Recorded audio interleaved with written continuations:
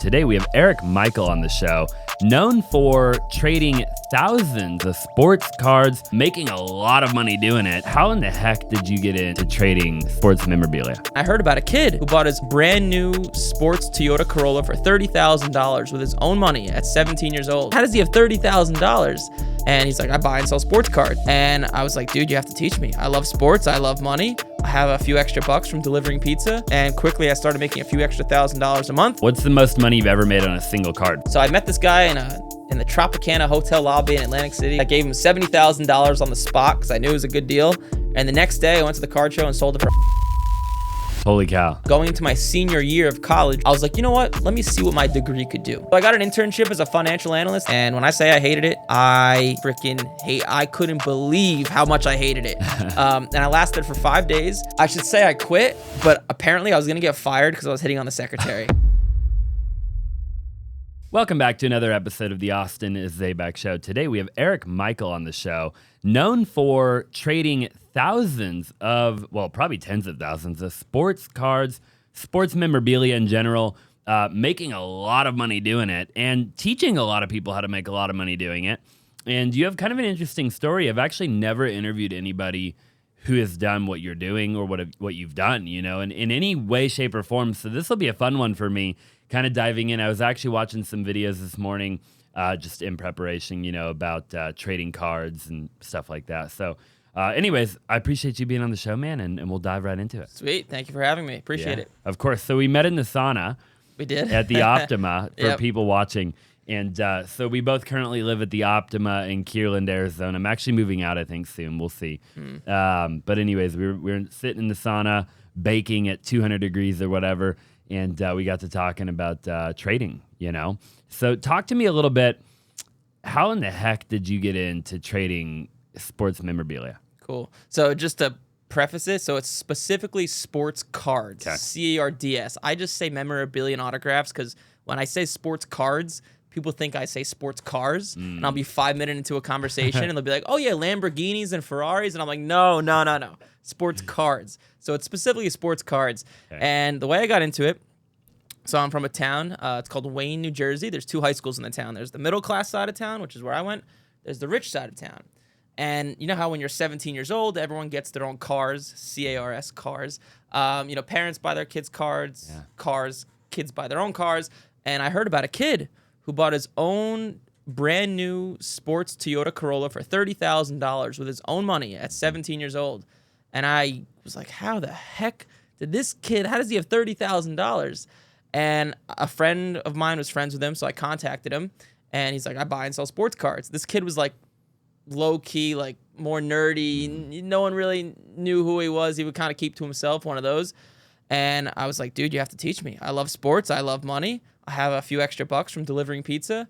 And this was a time in 2015. So sports cards blew up during the pandemic. Went crazy. But before the pandemic, this was a time when if you said the word sports cards, people would look at you like you have two heads. Like, what? Like those things you put between the bicycle wheels. But I begged him. He showed me. And quickly I started making a few extra $1,000 a month. And I was absolutely hooked. And that's how I got into it. So Dang. that's the short story. So you got in 2015. 2015, August of 2015. Wow. You haven't been in that long. I mean, well, almost a decade, I guess. Yeah. Yeah. 9 years, yep. And you do this full time. Yep, I do that full time, and then I teach people how to do it full time. Sure. So When did you start teaching people? this was March of 2020. Okay. That's how I got in. That's a whole story in itself. But yeah, March Yeah. of 2020 was my business partner. His name's John Suarez. It was actually his idea. He came to me with the idea, and I actually said to him, that's a dumb idea. No one's ever going to pay money for that. But we launched it right when the pandemic started, and it just went viral. Really? Yeah. Wow. How many students do you have now? Roughly. Total, like, ever? Yeah, like how many people have you coached, do you think? Like over 1,000? Yeah, probably like between like 14 to 1,500. It's super cool, dude. Yeah. I don't know if you know this, but the majority of the views that we get are from people that are not subscribed. So do me a huge favor and subscribe if you like the podcast so far. Smash the like button for the YouTube algorithm, and let's just go ahead and get back to the interview. So you said in the beginning of the podcast, and I'm just curious, because this will be a huge learning lesson for me too, and probably a lot of people listening, why not trade other memorabilia? Like, why just cards with a D, right? Like, how come, like, why not jerseys or, like, what, fill in the blank? Yeah, so there's a nice arbitrage opportunity with sports cards. So what you could do to keep it very basic, I should have brought one, but I didn't. I came from the gym. But what you could do with a sports card is, let's take a popular player like C.J. Stroud, who's a very good football player for the Houston Texans. Right now, you could buy one of his cards. Let's call it's a silver prism. Some of you guys watching that probably know what this is, and it's worth about $150. And what you can do is send it in to get graded. What grading a card means is you send it into a company, and they give it a grade based on its condition and qualities, like the corners, the edges, the centering, the surface. And if it checks out, well, it'll grade a 10. And that $150 card, that'll cost about $20 to get it graded, it'll be worth about $400 to $500. You can't really get other stuff graded as easy. So there's like a nice arbitrage opportunity with sports cards. As opposed to like memorabilia, you could buy that stuff. It has razor thin margins. Like sports cards is something you could literally pick up today, and within a month or two, start making an extra $1,000, $2,000, $3,000 a month. Right? Yeah. If you go and buy a autographed jersey, maybe you'll buy it for $200 and hopefully sell it for like $250. Just no real money to be made. I wonder why. I don't know. Is it too like you mentioned, like an autographed jersey, right? Like, is it super easy for somebody just to like fake an autograph? Like, I mean, I'm just curious, like, compared to a card. Both get faked, for sure. Well, what you do is nothing will ever be valid unless it's sent into a company. Like, these grading companies also authenticate stuff. So, like, I could show you an autograph of Babe Ruth and be like, yo, it's real. It's worth $20,000, but it's not worth anything until it actually gets authenticated. So people fake stuff all the time. There's crazy fake sports card stories. Like, my favorite one, I shouldn't say my favorite one, just the smartest one. And I actually almost got scammed on this. So what these people in Mexico were doing is, so they were taking these Michael Jordan cards. So Michael Jordan's famous rookie card is from 1986. Fleer, it's like a picture of him dunking. And what they would do is, so let's say the card was graded an 8, right? Yeah. It's worth about like $4,000 to $5,000. They'll cut a slit in the bottom of the case, take out the real card, put in a fake one, glue up the slit. So you would never know. It's like there was a slit there. You would never know the case was open. So now this fake card is in the case. So it looks graded. It looks authenticated. It looks like it's an actual 8. They'll sell it for like $4,000 to $5,000, whatever it's worth. And then they'll take the real Michael Jordan card and send it in for grading again.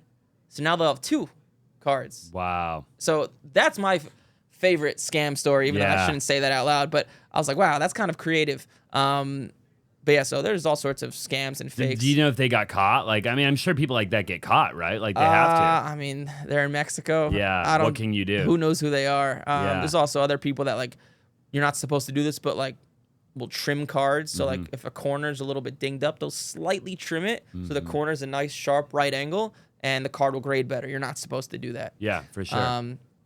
But yeah, that's all sorts of scam stories. Yeah, super interesting. So with cards, then let's go back to the grading process. So I'm curious, right? And talk to me like I don't know what the hell I'm talking about, right? So I'd imagine grading 1 to 10, 10 being the best grade that a card can get, 1 being the worst grade a card can get, right? Yep.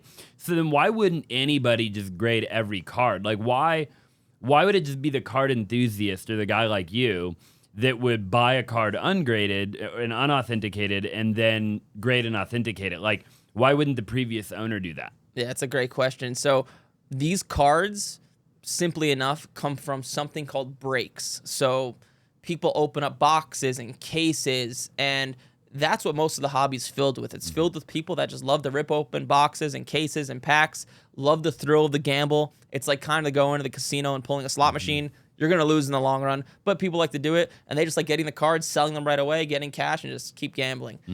So that's where most of the cards come from, and people don't have patience, or they don't have patience. They've had bad experiences with grading because they don't know what to look for. They'll send in a few cards, they'll grade 8s or 9s, and they'll be like, not for me. It's a special skill. It is a skill, like being able to evaluate a card and look at the corners and the edges and the centering and the surface and be like, okay, this card has a good chance to grade a 10.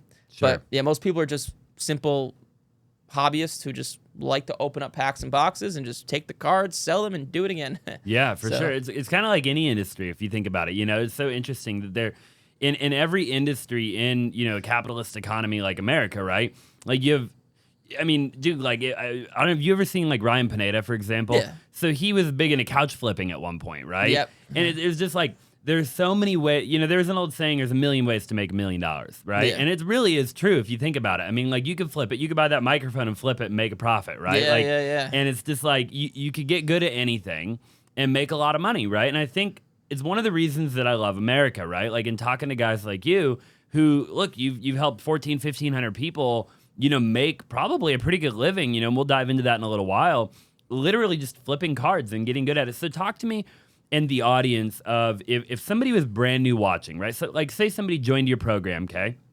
And what's like the first piece of advice that you give a human being to kind of get into the world that you're in? So like, when you sat down with that kid in 2015, right? And you're kind of like, you're like, dude, show me the ropes. Like, what did he tell you first? Like, what was the first kind of advice that he gave you to kind of get in and break into the world? Oh, wow. What did he tell me? So his name is Dylan. He's probably going to be watching this. Shout out to you, Dylan, because I wouldn't be here without you.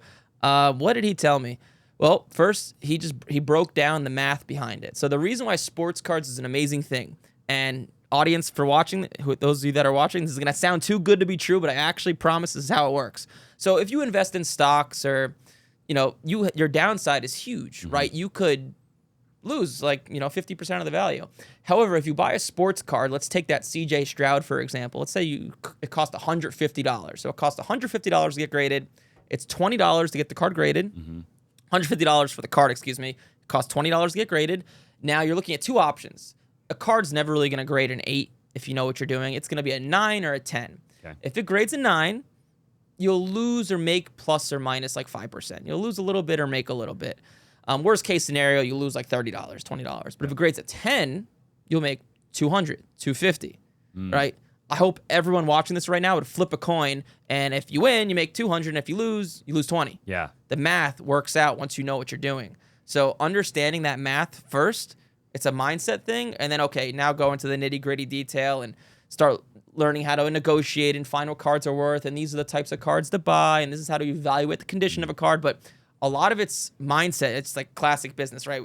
All people, new business owners, like, I don't need mindset, but it is a mindset thing, because I could tell you the most successful people in my program, who some of them are my coaches now, they just had a let it rip mindset. They understood the math, like, hey, I'm risking a little bit to make a lot, let it rip. Yeah. And that's kind of like me. Like, I love to gamble. It helps me with business because I just look at money like a tool that goes up and down. So just once you understand the math, you're a lot more okay taking risks. It's a great math game, right? Yeah. You just have to win more than you lose. Yeah. It's like anything, right? Yeah. Yeah. We're flipping a couple of houses right now. We flip a ton of real estate. Obviously, we're huge wholesalers, and I run the number one resale team in the state of Arizona, and then we're the number 2 wholesaler in the country, right? And then we cherry pick and we flip, and there's 2 out of the 15 that we're flipping at any given time that will break even or lose a couple grand, And I was telling my fiance last night, I was like, just get, there's this one that we're trying to sell right now, and we're going to lose a couple grand on it. I bought it wrong. It wasn't a good deal. It was in a bad little condominium. What'd you do wrong? I just bought, it was a condo. I didn't understand the HOA of the condo before I bought it, right? So it wasn't until after I bought it that I realized that you can't have pets in that HOA. So no end buyer can have a dog or a cat or anything like that. I didn't know that when I bought it, right? Okay. And then it's also restricted for some, and I don't even know how they got away with this. So for somebody watching, maybe they can comment down below, but still can't wrap my brain around this, and I've been in real estate for a long time. It is not a 55 and older community. However, they don't allow kids in the community, which I don't know how they do that, because to me that's discrimination. That's bizarre. Yeah. So, anyways, but it just, and then it's like a 1-bedroom, 1 bathroom. It's a small condo, so it has to be like a single guy or a single girl, right? And anyways, just moral of the story is I'm going to lose a couple grand, right? But the point is that when I win, I've got another flip right now where we'll make 130 grand, right? And so when I lose money flipping, same as you, we lose a couple grand, right? I barely got the numbers wrong. I barely bought the deal wrong. We over renovated. We had to put a new AC in there, whatever it might be, right? But when we win big. Yep. And you just have to win more than you lose. Exactly. So, a question for you. So, on your average win, how much do you make on your average loss? Your average loss. Yeah. How much do you make? So with flipping in particular, so I'll separate flipping from like wholesaling and all that for a minute, right? Because I own like 5 different companies that do different things. So with flipping, our average flip is about 50 grand in Profit. profit. Yep. And that's like net profit, take home after everything, right? Okay. Like cash in the bank. Our average loss is probably like 2 to 5 grand. That's good. And probably for every 10 deals, I'd say I could look at the numbers. Like I have all the data to back this up. But we probably, I'd say for every 10 deals, we make money on 9, meaning we make on average 50K, and we lose on 1. Okay. So figure like 9 times like 50, what would that be? Well, 10 times 50 is 500 grand. So for every 450 grand that we make, we lose 5 grand. That's a great game, but it's not a bad game, but right? the secret sauce that you're not mentioning and I'm not mentioning is you have a competitive advantage. Yeah. Your knowledge, right? Like people watching this right now, oh, the average is you make this, and when you lose, it's this. Let me start buying real estate. But if an average Joe just starts buying real estate, they're probably gonna lose their ass, right? Mm-hmm. So, which like brings me to like something I'm sure you're gonna ask about, like coaching. Like, people invest $100,000 into college, and like, did you go to college? I did not. Smart choice. Did you? I did. Okay. Funny story. I failed out my last semester, and then I thought I graduated, but I didn't. Then I ended up getting my diploma 3 years later. Crazy story. But I'm not here to talk about college. Okay. Well, I am, but to put a bad light on it.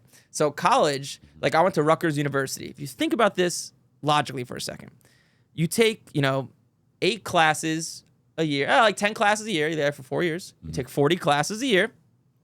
Realistically, if you talk to anyone that goes to college, 36 to 38 of those classes are useless. Honestly, most of them are useless. You could probably get any job and learn what you need to know on the job on YouTube. Yep. Now, if college costs $100,000 and 90% of the classes are BS, you're blowing $90,000. And people are like, jump at the gun, like, whoa, let me take out this loan and go waste 4 years of my life and hopefully start making money in 4 years. But a coaching program that might be $4,000, $5,000, $6,000, $7,000, $8,000 for real estate or sports cards, an actual attainable way to start making money. Like, whoa, $8 grand, $7 grand. I'm not doing that, but it's the same person that's $100,000 in debt from college. Makes no sense. It's insane. Imagine your real estate coaching program. You were like, hey, it's, let's say, X number, but you have to wait 4 years to start making money. Right. Would anyone ever join? Never. Hell no, they'd hang up the phone on you Yeah, right away. for And sure. I would too. Yeah. Right? It's crazy when you think about it. But the reality is, like, college, it's just ingrained in our brain from our parents our whole lives. So we think it's normal. But as like an equation, like when we're looking at strictly making money, it's a horrible decision. Yeah, horrible. Yeah, I think college is a huge scam. I'm with you. I think the only time, especially like nowadays, right? So like 20, 30 years ago, different story probably, right? Now, I think if you want to be a doctor, lawyer, surgeon, dentist, like go do what you have to do to become that, right? But any other thing in America, like why would you go to college? Like why? I see people going to college to get a business degree. It's like, I got a business degree. It's insane. Yeah. Oh my. Business in a nutshell is like, do you show up on time? Right. Do you have a relentless work ethic? Are you willing to take risks? Like, Yeah. are you personable? And then like managing employees is a whole other thing that's not taught in college at all. Like I have like a prestigious finance degree. When I say it didn't help me at all, it did not help me at all. Yeah. Like it helped me a little bit learn how to use Google spreadsheets. That's it, which can be done on YouTube in Which 10 you can minutes. figure it out on Yeah. YouTube. Like it literally helped zero. Dude, It's crazy. And now you got Biden forgiving a bunch of college debt for billions and billions of dollars. So we'll see how that goes. But it's a whole different conversation. So real quick, I want to go back to the cards, and we'll go all over the place here. So talk to me about, you've talked a lot about the $150 card, okay? Yeah. And $20, get it authenticated, get it graded, flip it for $350, $400. Talk to me about the higher end card game. So like. Oh. $5,000 card, $7,000 card. I was watching a couple videos. I like to try to be as prepared as I can before I interview somebody or have a conversation with somebody, right? And I was watching a couple videos this morning on YouTube, and I saw there's a couple guys that I was watching that they would go to like an auction. And I want to talk about this too, like where do you buy cards and where do you sell them, right? Yeah. But they would go to like places like these, or I guess they're like card events or whatever. He was in like Dallas, okay? And he's like filming it. He's got a videographer there. He buys a card. This guy wants like $9 grand for the card, right? He ends up getting it for $7 grand, and then he ends up selling it like 3 months later for like 40 grand, right? For a single card. Okay. So is not usual. Probably okay. not. I'm sure it's not, Yeah. right? That's a home run, you 400-time return on your money, right? It's Yeah. also not usual in real estate either, or probably any industry. However, is there a market for that?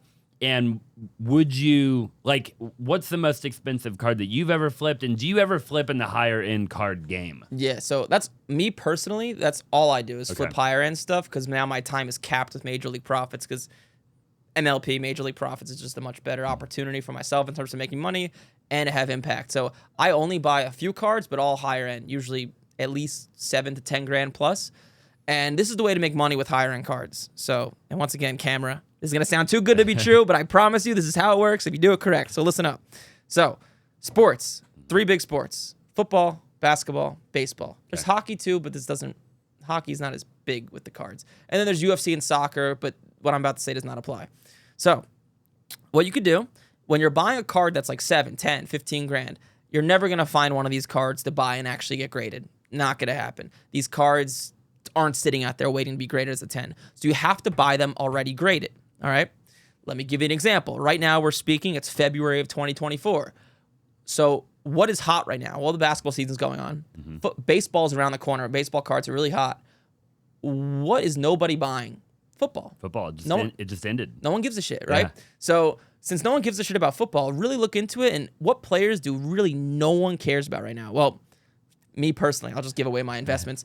I'm big on buying Trevor Lawrence. He had a horrible end to the season, right? Didn't make the playoffs. Jaguars were supposed to win the division. Bad. Kyler Murray, right here in Arizona. Another guy no one's paying attention to. Justin Fields. So these are all guys. This is how I make money. So I just bought a Trevor Lawrence card for about $9,000. This card about a year ago was actually worth like $25,000, but it came down a lot because he was so disappointing this season and he was injured. The Jaguars weren't as good, and July, August, the football season's going to heat up. The Jaguars might draft someone like a receiver. They might get a better defense. But anyways, there's going to be excitement revolved around Trevor Lawrence. I don't know how much, maybe a lot, maybe a little bit, but I will bet my ass I will sell this card at the minimum $12,000, at the maximum like 20. And you bought it for 7? 9. 9. Okay. 9, which is like crazy because once again, this goes back to like what I just said before. I could do this because I have a competitive advantage because I know the industry very well. But if you think about it, right, it's February. I'm going to sell this card in like 4 or 5 months. I'm basically saying to you, camera, I'm at least going to make a 30% return at the minimum. At the minimum. And at the most, like 100%. Yeah. 30% return in 4 months. You go tell that to your financial freaking person, and he'll think you're crazy and hit you over the head with his pencil. So, but it's realistic. I do it all the time. So that's how to make money with higher end cards. You buy them already graded. Well, no one wants them.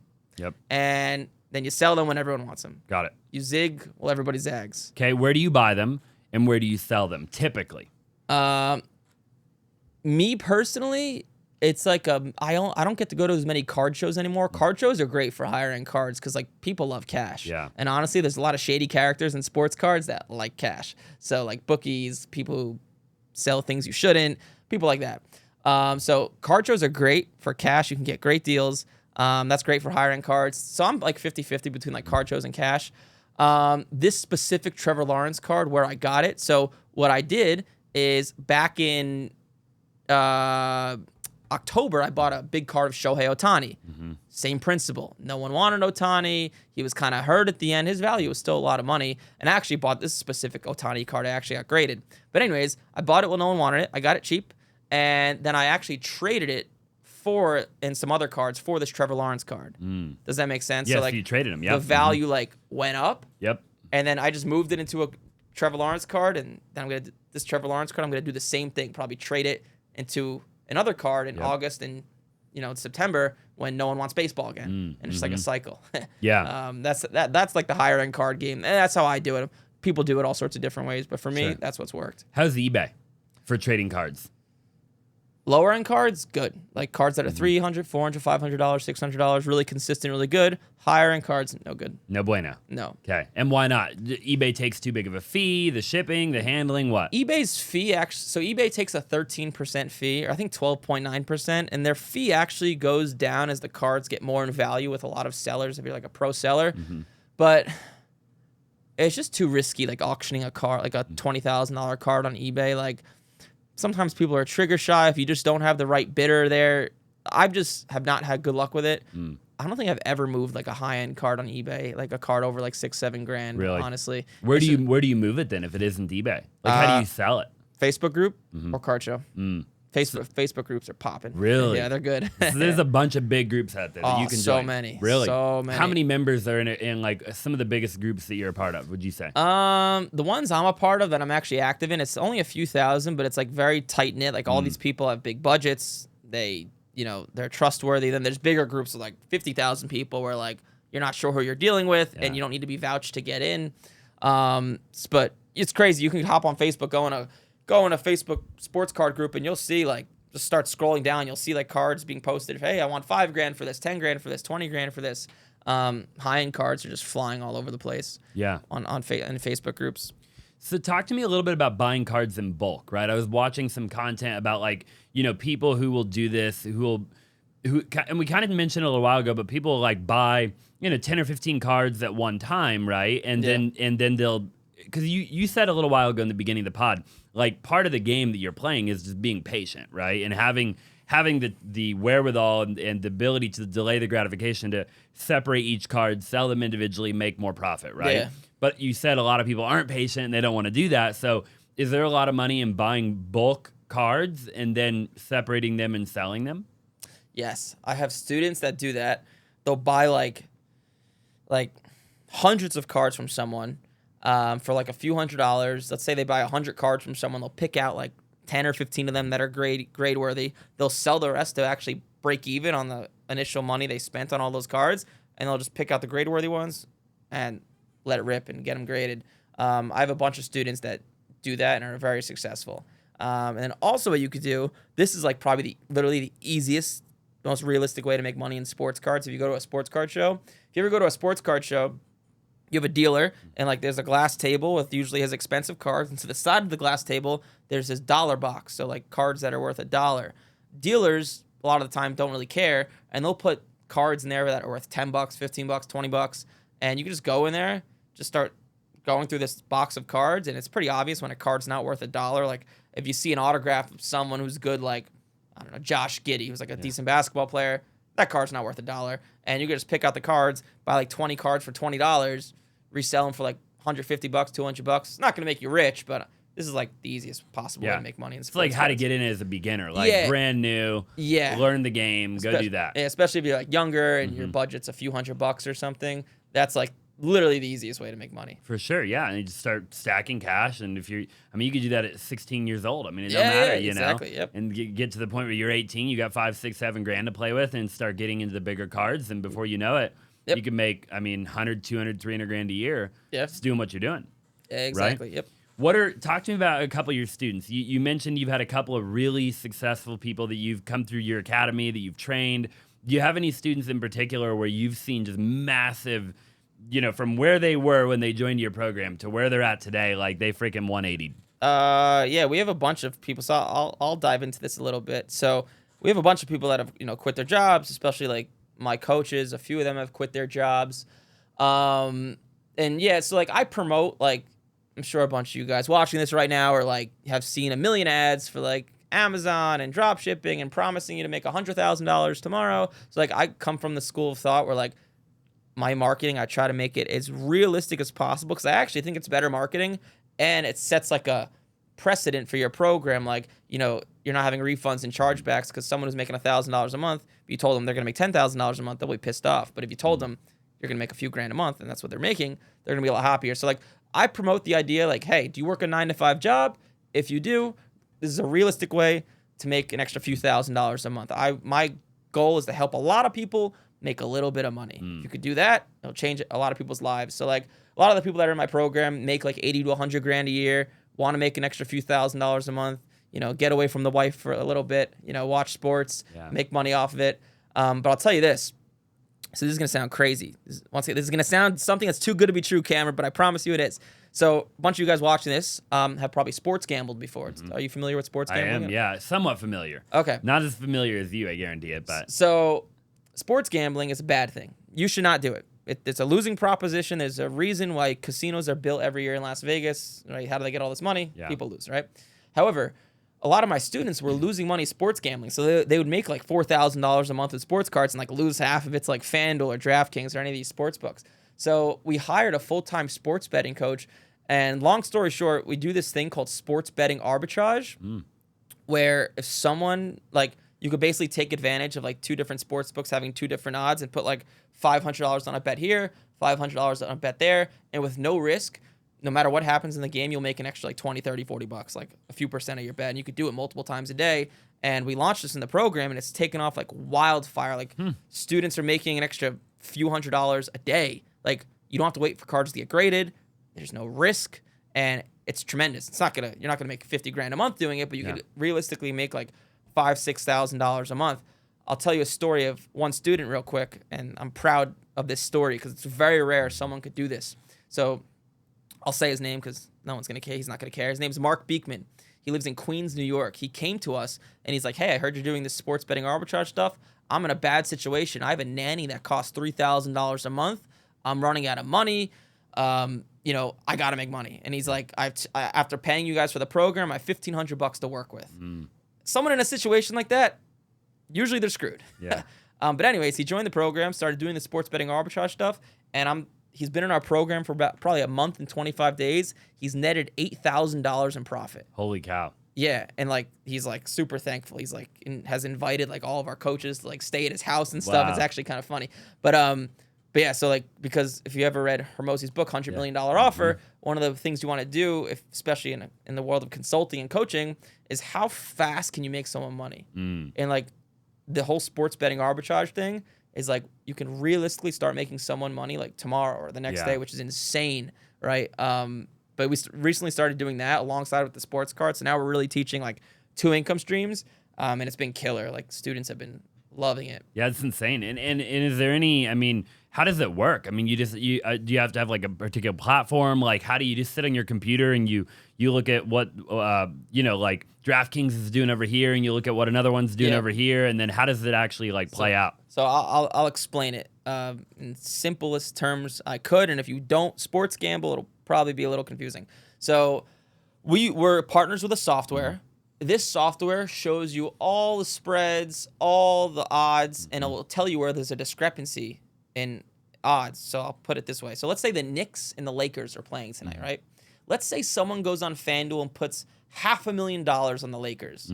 Well, what happens on FanDuel is they'll adjust the odds and the line because they want people to bet the other way on the Knicks now, right? They want an even amount of money on both sides because that's how they make money. If there's an even amount of money, they're guaranteed to make money because there's something called juice, like they take a vig. And FanDuel's odds might be one thing on their platform, but on DraftKings it might be another. Yeah. And if you could find these discrepancies, you can put $500 this way on the Lakers, $500 this way on the Knicks, and net $30, $40 profit. No risk. It doesn't matter what happens in the game. Like I know it sounds too good to be true. I know, but I swear it's how it works. And it's incredible. And you could place 5, 6, 7 bets a day, make $200 or $300 a day, and that's how it works in its simplest form. Wow. Yeah. Super dope. I'll have to definitely check out. Do you make content of stuff like that? I don't. Because once you start talking about sports betting, number one, like it's a little like shady, and number two, you attract low quality leads. Yeah. So I stick to the sports cards, and the sports betting arbitrage stuff is only for our like upper end programs. So students only get introduced to it once they've started to make money with sports cards and they want like an upgrade. Yeah. There's testimonials out there of me talking about it with students, but no, I don't. Yeah, for I sure. don't talk about it. No, I understand. I mean, when anytime you're running an offer, you've got to be very careful of the type of people that you're talking to, the demographic, right? Yeah. And make sure they're a good fit ultimately for your program, and then show them, hey, here's this other thing that we can do, right? Yeah. Yeah. And also, like, if I were to go on like a Facebook ad and explain what I just explained to you, people would think it's too good to be true. Yeah, it's too complicated to explain in such a short period of time, right? Yeah, and like going on a Facebook ad and saying, hey, you can make money tomorrow. There's no risk. It takes an hour to 2 a day of work. It sounds too good to be true anyway, so why do it? I stay, yeah. Yeah, for sure. Talk to me about the future, in your opinion, of sports cards and trading and all that in general. You talk about like, hey, during the pandemic, it blew up. Why do you think that was? People just have a bunch of extra time now. They're sitting at home. Okay. That's why. Just the same reason NFTs, crypto. Everything blew up. Yeah, all those alternative assets, I call them, blew up. It was crazy because, like, just to put it in perspective, like a LeBron James PSA 10 rookie card, like his 2003 rookie card, was about $2,000 before the pandemic, so like February of 2020. December of 2020, it was 30. Holy cow. Like, and like I knew like this is not sustainable. But I was making a lot of money off it. I was like, this is crazy. But that same card today is worth like 7-ish thousand. So the market's still like 3x from where it was before the pandemic.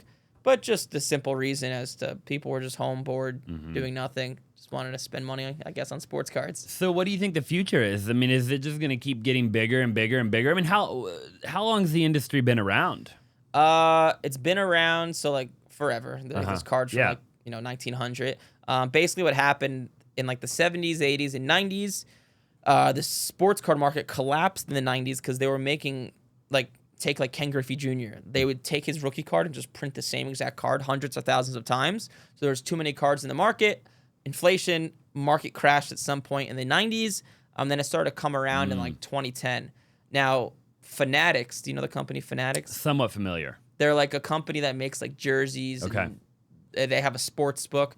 They actually bought the rights to produce all of the sports cards starting in 2026. And the owner of that company, Michael Rubin, he's like a longtime collector. So he really knows what he's doing. I think just as sports gets bigger, sports cards are just going to get bigger. Yep. And like with like sports being like globalized, right? Like NFL, NBA pushing their stuff overseas. Then you have sports gambling, getting people into sports as well, right? They run ads all over the place. Sports cards will follow along suit. So it's only getting bigger. I mean, the question you have to ask yourself is if sports is going to go away, then sports cards will. But probably not going to happen. I have to ask, because before we change the topic at all, what's the most money you've ever made on a single card flipping it? All right. So that's a good question. So Atlantic City, the National Card Show. So the National Card Show is once a year. It's late July or early August, and they switch cities. And in 2022, it was in Atlantic City. And I got a text message from a friend saying, hey, so sports cards were like exploding at this point. It was the pandemic. So this was like 2021, 2022? 2022. Okay, this was July of 2022. Okay. And I got a text from a friend. He's like, hey, my friend has a Justin Herbert card. The card's worth like $100,000. And he's like, he wants to sell it. He's just got it graded, so he's into it for cheap. He paid like $30,000. He wants to sell it. I was like, sure. So I met this guy in the Tropicana hotel lobby in Atlantic City, which sounds sketchy. I gave him $70,000 on the spot because I knew it was a good deal. And the next day, I went to the card show and sold it for $110,000. Holy cow! That's the most I've ever made on a card and the most expensive card I've sold. I try to stay in like the 10 to 20 grand range because once you start selling cards like $100,000, it's too complicated to move. Yeah. But yeah, it's a crazy story. But that's $40,000 in a day.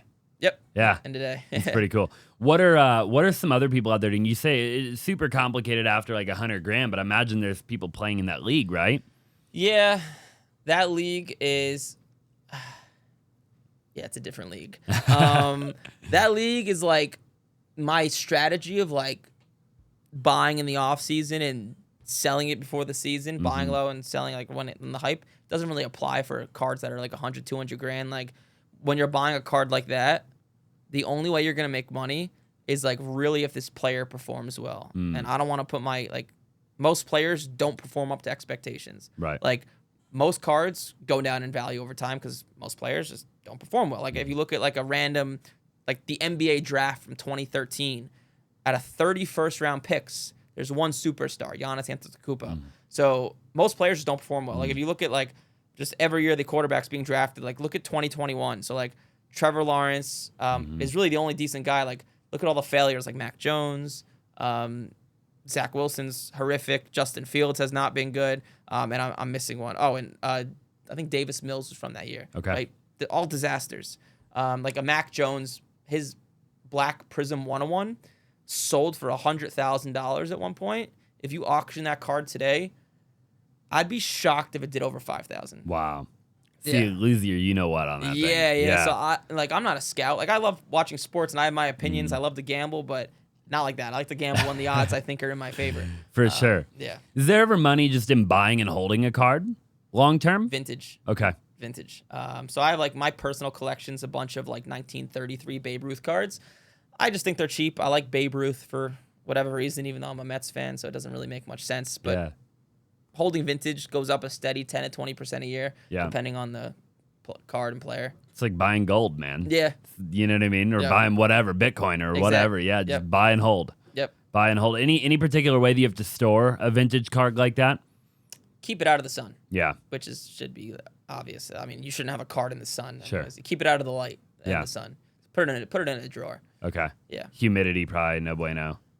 I don't know enough about that, but it's probably something I should know about. We live in Arizona, yeah. So it doesn't matter. My collection's in my childhood drawer next to my childhood bed in my There you parents' go. home. So it's probably not the way to do it, but that's where mine is. Yeah, for sure. I wanna transition just for a minute. Maybe we'll come back. But you were in was it Shopify for a little while? Amazon, then Shopify. Amazon, then Shopify. I figure we may as well talk about it because I lost a bunch of money in Amazon automation, right? I think everybody did, by the way. I don't know if anybody that actually made money in that crap. Nah, it's impossible. Automation, if it's too good to be true, Dude. it probably is, even though I just said that sound too good to be true. For sure. Well, with the automation, though, it's like 30, 40, 50 grand you're paying these people to And thank God I never promoted it really or anything like that. So it was just like, I bought a store or two, and that was the end What of it. happened? But Give me like the short synopsis. you like everybody, right? You buy it, and then you get set up. They set you up on Amazon, and then you start selling product, right? And then you get shut down. Amazon just comes and shuts you down. Why? Well, because you're violating it, terms of service with Amazon automation, right? You can't do that, So why not? What are you violating?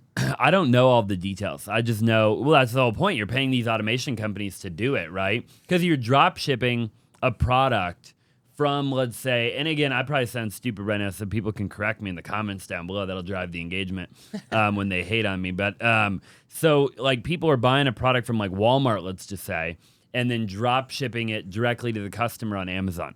So you can't do that. So these automation companies weren't actually buying the stuff from China, getting it in the Amazon. Most of them weren't. Yeah. Most of them were just in real time. They would list a product on Amazon for like $10 more than what you could buy it on Walmart, right? And then a customer would buy it on Amazon, and then they would just immediately, like a software or VA would just go buy it from Walmart and then drop ship it. So ship that product directly to the customer that just ordered it on Amazon for a profit. But stuff when it wasn't shut down, like stuff was selling.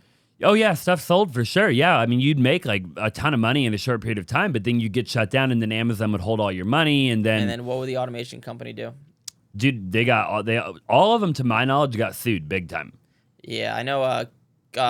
Kevin David, I know, like a big lawsuit. I was one of my business mentors who he did like $1 million a month. I'm not gonna say his name, with like e-com or Amazon automation. He taught me so much about business, about marketing and selling.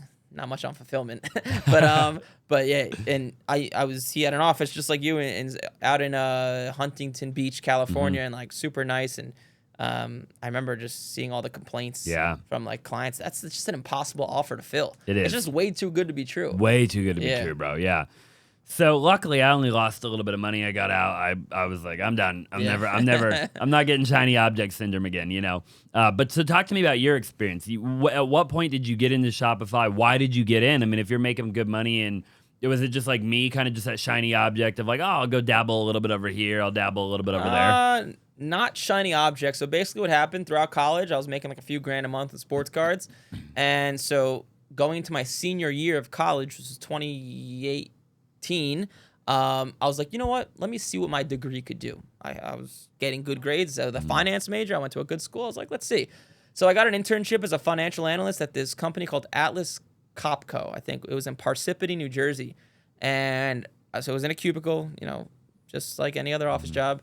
And when I say I hated it, I couldn't believe how much I hated it. And I lasted for 5 days, and I quit. Well, I should say I quit, but apparently I was going to get fired because I was hitting on the secretary. But I did quit. Before you got fired. But I was going to get fired anyways. It kind of happened at the same time. But I was out. And after those 5 days, I remember, so I actually quit on my birthday, June 6th of 2018. I went to Bar A in Belmar, New Jersey, got super drunk, partied, that I realized I didn't want to do this anymore in my life. And then once I sobered up, the next day I was like, okay, I need to make more money. It's like a ticking time bomb. When I graduate in May of 2019, I got to make something of myself. I could not go to corporate America. Nothing wrong with having a job, just wasn't for me. Yeah. I'm an amazing boss. I'm a horrible employee. I don't like listening to people. So sparked a fire under my ass. Right when school started in September, I got into Amazon FBA. I bought someone's course. His name was Tanner Fox. There's a YouTuber, Tanner Fox. Tanner J. Fox? Yeah, it's Tanner J. Fox. There's two. Not the skateboarder. Yeah, or the scooterer. Yeah, the other one. Is he still around? Tanner J. Yeah, well, I know him personally. I haven't talked to him in a long time, but I mean, I have pictures on my Instagram with him, and he had the SVJ Lamborghini. He's kind of like a buffer guy. Yeah, buff dude. Yeah. He had a blue Lamborghini, a white Lamborghini. He had like a couple 100,000 subscribers on YouTube at the time. Does he still do things? Dude, I don't watch him anymore. I don't know. Yeah. Okay. Well, he was the first course I bought. Great course. It was $500, and it taught me like, oh, you could like get stuff from Amazon and put it in a warehouse. Like, this sounds too good to be true. This is great. I'll succeed. I have some money. I have some time, and did it. Didn't last that long. I realized just like the margins were way too small. It was just super difficult dealing with these Chinese suppliers, and like I lost like $8,000. And this was like November of 2018 when I made this realization. Then I had the realization, Shopify. Yeah. This is the answer. And so I bought a course. Actually, someone from my hometown. His name is Justin Wall. Solid course. It was $5,000, and it taught me how to run Facebook ads. How to test products, all this stuff. How to find winning products. And so every Sunday, I'm gonna just be very blunt and open here. I'm not saying to do this, Cameron. Though, don't do this. But so my routine was like, I'd work on the store throughout the week, and Sunday was my day. I'd go to the gym at 7 a.m., 8 a.m., I'd go to Wendy's. I'd eat 5 hamburgers. I'd take an Adderall and sit there from 9 a.m. to 10 p.m. in the library just testing products. And I would usually test about 4 products. I was able to like get up the ads and the descriptions and the pictures. Just sat there like a zombie. I did this all semester. And late April, a product hit. And it was actually a product that, like according to the course, I was not supposed to test. You only want to test proven products. But I was like, it was these pair of sandals. These like colorful pair of sandals. And I was like, man, let me just give these a test. They look cool. Like no one's ever bought them in Alibaba, but like I was like, these look cool. So I tested it. I ran $100 in Facebook ads, and it spit out like $250 or $300 in cash. Yeah. And I was like, oh shit, I got something here. After 4 months of testing like 50 products. And long story short, so graduation was May 20 something. And by graduation, I was on pace. I was doing $60,000 a month with my sandals. And my profit margins at the end of everything between ads and fulfillment was about about 15 grand. And I was like, I made it. Yeah. This is it. Like I worked so hard. I took these risks no one else would take. Right.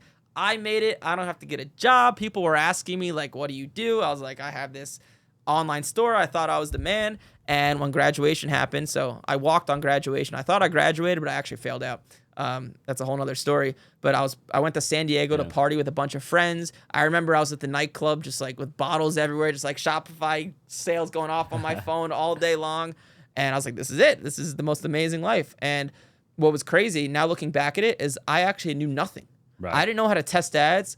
I didn't know what text messaging was or emailing was. Like I could have placed all these things to make even more money, probably double my revenue. But I didn't even know like what a CRM was, honestly, at the time.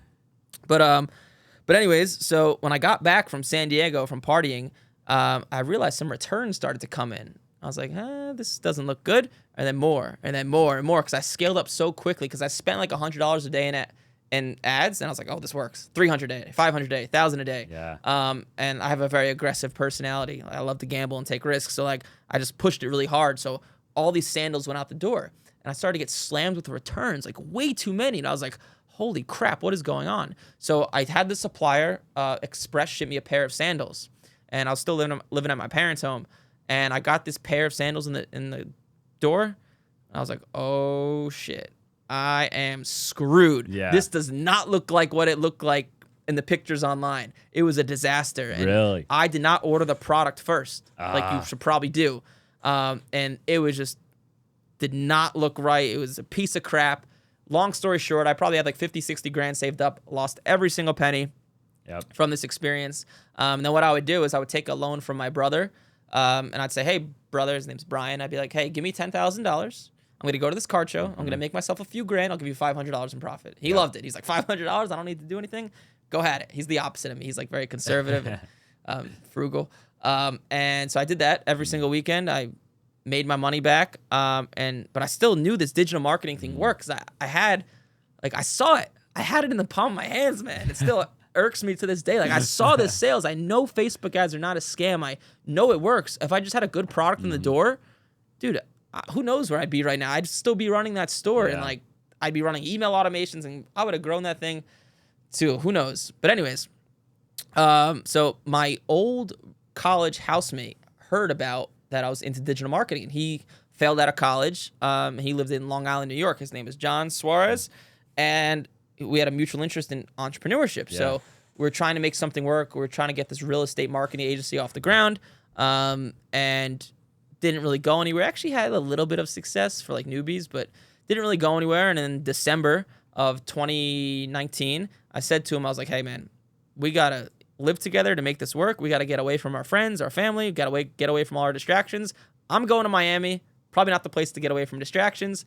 You could come with me or not. Yep. It was an easy decision for me, but he had a girlfriend. He is close with his family. I gave him an ultimatum. He came. So from January to March, we tried getting this real estate thing off the ground. A little bit of success. The real estate agents are lazy, man. Yeah. They don't want to call leads. And like we did the calling for them. We had an an ISA team. Like it was actually like qualified leads, but they were just lazy. They wouldn't show up to appointments. I'm like, don't you want to make money? That's another story. Yeah.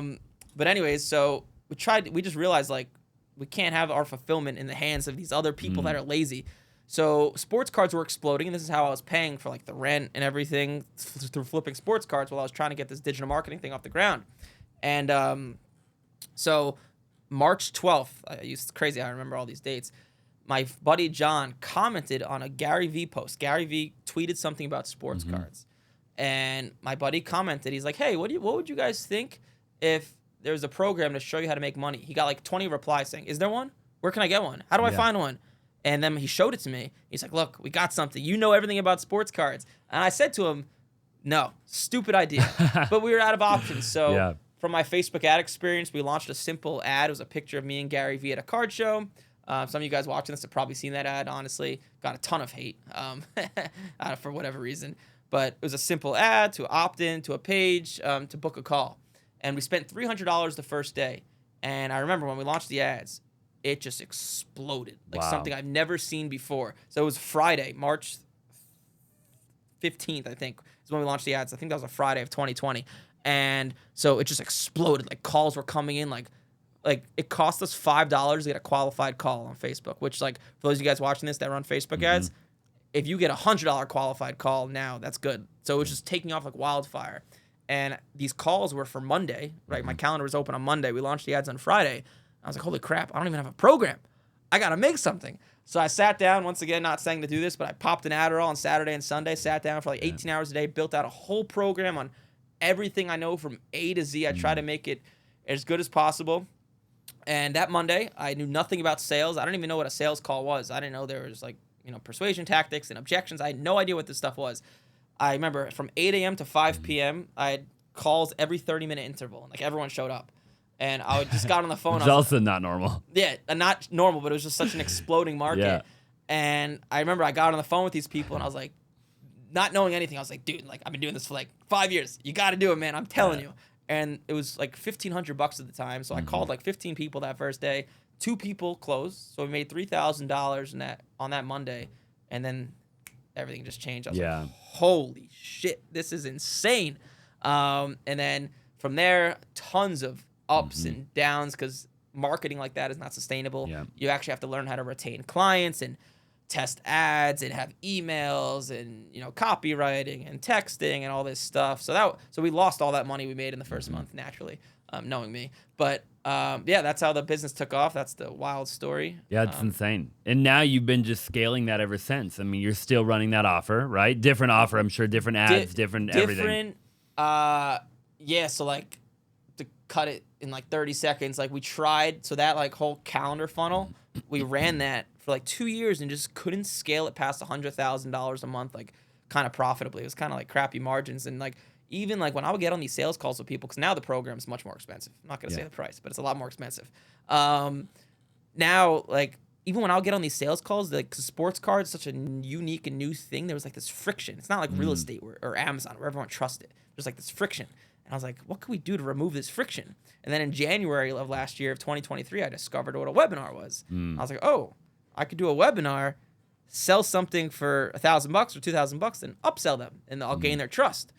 And we launched that webinar, and then my life changed after that. Really? And then we were able to scale to, I think we're probably pacing for like a lot of ups and downs from that as well, learning how to write a webinar and do that profitably. So like made a bunch of money up till August last year, lost it all again, and now we finally cracked the whole webinar code. So now we're scaling probably like 400-ish a month. Yep. Like profitably, thankfully. Yeah. Yeah, that's like the wild story. Which I think everybody goes through that, right? Like when you're running an offer, like we have an offer. We've been through the ringer on that offer, just in terms of salespeople and building a sales floor and a sales team and just a million different things that you learn as you go, right? And you have to figure out and navigate and I'm sure, and then the problems just get bigger, right? Like eventually the problems it's like all my companies we have 230 people between all my companies, and you got big problems. You got way bigger problems than me. I just have bigger problems, but I tell people, I'm like, dude, I got this. It's the same. It's a very similar problem that I had when I had 23 people, right? It's just a little bit bigger, but I mean, and it'll be bigger when you have 2,300 people, right? I mean, like it's just like. I think people think that when I make more money, the problem will go away, right? Like the problems just go away. I'm gonna lay on a beach. I'm gonna drink a margarita. It's like here's a question for you that I know the answer to, but the average 9-to-5er watching this will ask you, why put yourself through all the stress? Why don't you just quit? You have enough money, make a little bit of money off of real estate here and there. Because I don't think it's about the money. That's the answer. I was just asking for the audience. Yeah, I don't think it's about the money, man. I think I was probably like less stressed and like if I wasn't wired the way that I was wired, if I was wired differently, right? So like I just blame my DNA, like how I was born, Because like if I was wired differently, I'd probably just make 7, 8, 10 grand a month. Are your parents and just live my life? Like very goal driven entrepreneur? Yeah, my dad was. Okay, yeah. So you got it. I grew up with my grandparents, and my grandpa was also, and I had like a rough childhood. So I think there was always like chip on my shoulder mentality, like I'll prove to the world, that type of thing, right? Yeah. Since I was a little kid. And that's a whole conversation that a lot of my followers already know. But yeah, dude, I've always been an entrepreneur. I'm just wired that way. So I think for me, it's not really about the money. There's actually been a lot of seasons in my life where I haven't made any money.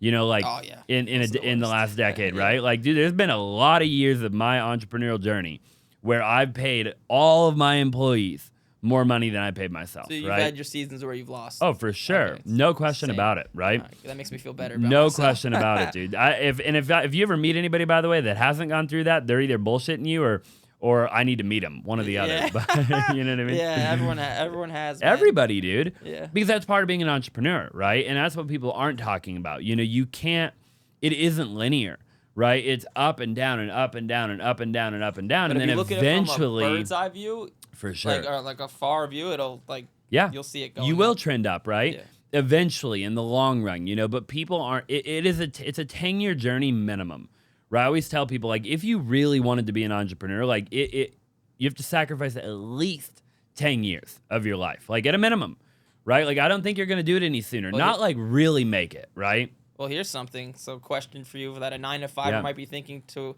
himself. So like I was lucky. Mm-hmm. I had this skill in sports cards that I could turn to make me $4 or $5 grand a month. Yep. Whenever I wanted. Most people don't have that. How long does it take to start making money? Because you have to pay the bills, you have to pay rent, you have a kid, child, whatever. Yeah. Like how long does it take you? When you're an entrepreneur? Yeah. Long time. Yeah, I mean, so how do you live life? You can't pay for rent. You do both, the 9-to-5 and the entrepreneur? Yeah, you do both in the beginning. Okay. Mm-hmm. Yeah, you probably have to do both, or you have to save a bunch of money in the 9-to-5 and then do that, right? Here's what I recommend though: if somebody's not wired to be an entrepreneur, right, like truly, like you got to take a bunch of personality tests, like you got to figure it out. It's like, don't do it because you see other people doing it, right? It's a huge mistake. I have people come into my office all the time. I had a gentleman come into my office yesterday. He's owned multiple companies, very intelligent human being, right? Made a lot of money in his life, and he wants to come work here. And Interesting. And I have this all the time because he said, Austin, I am an entrepreneur kind of, but I don't have what it takes to be you, right? And I would rather work for you than be you. And I see that a lot because people don't realize the stress and the weight and the frickin' like immense pressure on an entrepreneur. And so what I recommend to people is Gary Vee actually talks a lot about this. I'm sure you've heard him talk about it. But people need to look at the entrepreneur. People need to look at the guy behind the guy, or two or three. Those are the best employees, dude, or two or three guys behind the guy. Yes. Right? You look at most big companies. If you start, like, let's say somebody starts with my company right now, okay? And they're like, let's say, just take Jacob, for example. But it's a great example, right? He's a videographer, editor. We do all kinds of stuff, right? Now, let's just say I continue to scale social media, right? We continue to scale. Let's just say 5 years from now, 3 years from now, whatever, I'm on a much bigger platform than I'm on right now. What are the odds that I say, hey, Jacob, you're making $300,000 a year now? You're making $250,000 a year. Hell yeah, because I'm going to hook my people up, right? Same thing with any role in my company. Yep. So what are the odds that somebody within an organization can actually make a significant amount of money, but then go home at 5 o'clock and not have the weight and the pressure of being the entrepreneur, right? Yep. And so I think it's just worth for people taking a look at that and look, if you really are an entrepreneur, then you should do it, right? Like you said, like how do you know if you're an entrepreneur? I think you got to take don't. I've never heard anyone say that. Take personality tests. Yeah, I think to a degree you do. Like dive down that rabbit hole. Listen to a ton of podcasts. Like, and really separate what you see and what like you feel like genuinely. I think, right? Because I've seen too many people become an entrepreneur by watching other entrepreneurs live a glamorous life, which isn't true. Yeah. Which isn't true, by the way. I want to be very clear. Here's a and they don't, and so it's like they're getting into it for the wrong reason. Yes, I completely agree with you. Like for me, I was buying and selling sports cards since 17 years old. So like I knew like I love that thrill, the gamble, the rush, the chase. Like I knew that for me. But here's an intricate concept that people fail to realize. Okay, people look at entrepreneurs and be like, oh, laptop on the beach and this and that. But here's the reality of entrepreneurship. Like, I'm sure you could attest to this too. And this is a common thing entrepreneurs say, I'm sure you've traveled a lot. When you travel, you are not the same working, right? Your routine's out of place. You eat shitty food, all this stuff. If nobody who has built a business to the point where they could lay on a beach all day and work from there wants to lay on a beach from like nobody. It's not how it works. Nobody. Like, they just put that shit out there because it's marketing. Yeah. Okay. Like if you have like you don't just quit, right? You don't just like be like, I'm making $300,000 a year as an entrepreneur. Beach, gonna do nothing in Aruba. Because to get to that point, to build a business, to make $300,000 a year and automate things with employees and test things, in order to get to that point, your brain is not wired to sit on a beach and do nothing. No. Right? I can't lay on a beach. It drives me crazy. Well, and even then, you can't. There's this huge gap. I mean, even like why? So then, why wouldn't Tony Robbins just lay on a beach all day, or Grant Cardone, or Gary Vaynerchuk, or Robert Herjavec from Shark Tank, or Mark Cuban? Like, you know what I'm saying? Yeah. Because number one, your brain's not wired that way. But number two, there is no such thing as automated. Right? That's true. Like, passive. Come on, dude. Passive like, let's be real, right? Yeah. Like, it doesn't exist. I mean, I've got 230 people, and I still am putting out fires that nobody can put out. Yep. Right? Like, if I leave for 2 weeks, I will come back with problems, 100%. I can't just disappear forever. It would not work, dude. These companies would eventually fall apart. And I have phenomenal partners. I have phenomenal staff, phenomenal employees. So, like, think about that for a minute. I'm sitting here saying, dude, I got an incredible team, bro. Like, I'm blessed to have an incredible team. Yet there is still things every single day that nobody could do but me, right? Yeah. And if I'm just laying on a beach, it isn't going to get handled. Yeah, I'm telling you right now. I can only imagine what your Slack looks like. When I wake up, my Slack's crazy. It's like a million messages. Yours is probably times 100. I have 8 different like Slack organizations. Oh my God. And then in each Slack organization, I have like 50 channels per organization. So do you have someone that monitors that for you? I monitor it all. That's insane. Yeah. I thought my Slack was stressful. Yours is what I have one, and there's like probably like 25, 30 channels, and like I wake up to like 7 messages to 10 maybe. I'll show you when we get out of the show. Do I want to see it? Probably not. Maybe. I don't know, Well, I love it, dude. Yeah, I think, at the end of the day, people just need to make sure they do it for the right reason. It's one of the reasons I started the pod, right? I have authentic conversations with the camera, with people on the other end of the camera, right? Of the reality of doing what we do, And I'm glad that you are helping me. And I love, too, that your marketing is all about helping people make a side income. I think it's genius marketing, right? Yeah. You're not saying, hey, I'm going to help you make $100,000 a month. You're like, dude, I'll help you make a couple grand a month. Yeah, that's what people want. And honestly, I got part of it. So like when I took over our Facebook ads 2 years ago, one of the things you do when you take, or like Cole Gordon, he taught me to do is look at your sales calls and look at what your best leads say. I was like, okay. And there was a very common theme. I went through like 10 sales calls, and some common words used in all my sales calls: keep my benefits and insurance, safe and stable, side income, realistic. And I was like, okay, I'm just going to repeat what they say on my ads so I get those people in the door. And honestly, that's what sports cards is. Like, can you make 10 grand a month? Yeah, you could. I've seen it a million times.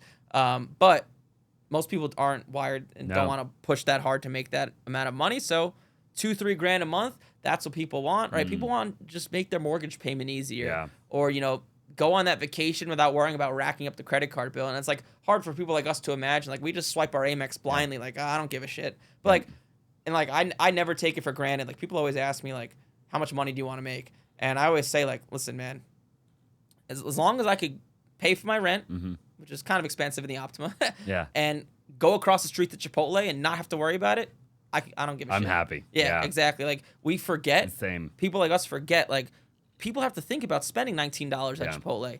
I remember, like, when I first started to make money from delivering pizza, like, being able to go to Applebee's and having, like, $150 in my wallet and just being able to buy the $10 wings and not caring. Like, I'll never take that feeling for granted. I forgot what my point was. But, super valuable point. Yeah, but that's what people want, right? Like, an extra few grand a month. If you're making $8 grand a month as a job, an extra 2 or 3 grand, that's an extra. That's a 30% increase to your life. What would a 30% increase to your business do? Same concept, right? Yeah.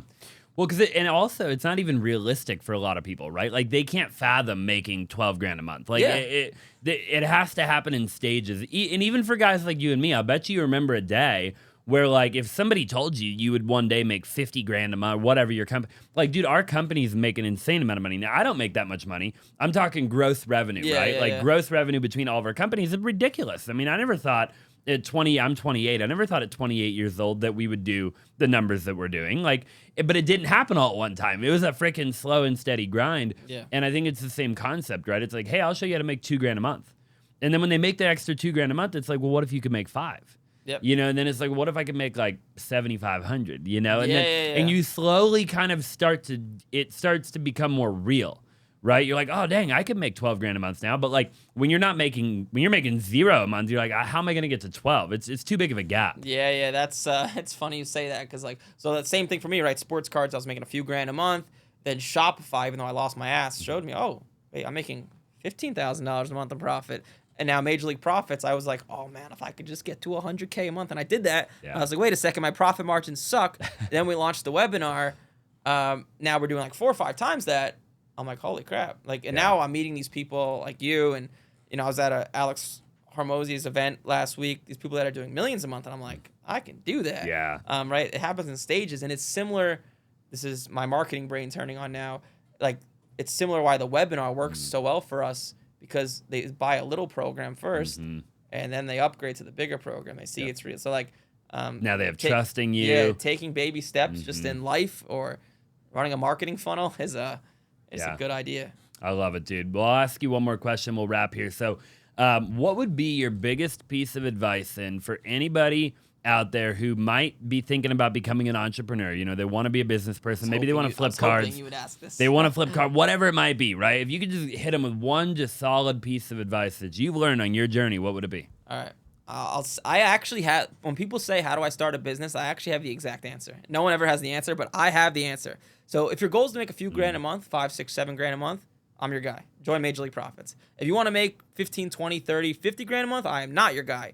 Do this. And I'm going to say this. And it's funny because my first student ever for Major League Profits, he was 19 when he joined, he wanted to start a business. And I told him this advice. He did not listen to me, and he lost all the money he had. Brock, I know you're watching this, and I'm talking about you. But so this is what you do if you want to start a business, right? You could go my route and pay a shit ton of money, mentorship, programs, write these webinars, lose a ton of money, make a lot of money, and most people will not be wired for that. So what you do is you become a sales rep. And like, for the company that you want to work for. So like, let's say you're me and you want to start an online coaching program. Become a sales rep, learn sales for an online coaching program and become one of their reps. Now, what's going to happen is if you're working for a decent company, you'll make 8-10 grand a month, which is great. And the biggest thing, now you're getting paid to learn. Yeah. Right? And then like Cole Gordon, he was a sales rep for years. Then he launched his offer and does millions and millions a month. But when you start, you understand how a business works, how CRM, employees, marketing, how to sell someone, which is a super valuable skill they don't teach in school. Do that, get paid to learn. Then when you start your business, you're actually gonna start making money right away because you understand, at the very least, selling. If you just understand selling, you won't be broke. So like become a sales rep first, do it for a year or two, and then start your company. And if you go that route, you'll make way more money in the short term and long term, and you get paid to learn. I love that advice. There's the answer. Phenomenal. You're advice. welcome, camera. Yeah.